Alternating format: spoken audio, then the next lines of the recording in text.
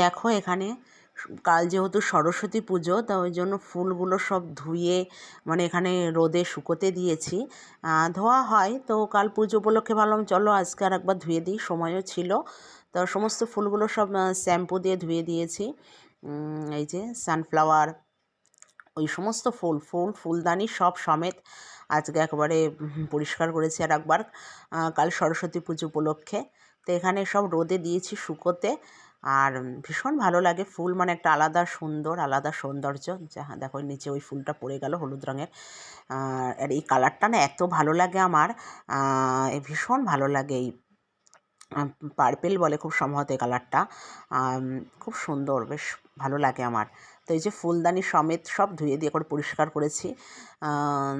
ধুলো ধুলো হয়েছিল, অনেক দিন ধোয়াও হয় না। তো এমনিতেই ঘরে থাকলেই দেখবা অটোমেটিক্যালি কয়েকদিন অন্তর অন্তরই মানে ধুলো পড়ে যায়। তো ওই জন্য ভাবলাম চলো আজকে ধুয়ে দিই।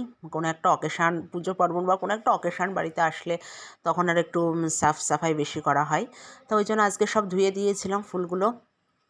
এই যে সব এখানে একটু রোদে রেখেছি, রোদ্দুরও ভীষণ জোর, ভীষণ তেজ। আর নিচে দেখেছো সব জল একেবারে পড়েছে।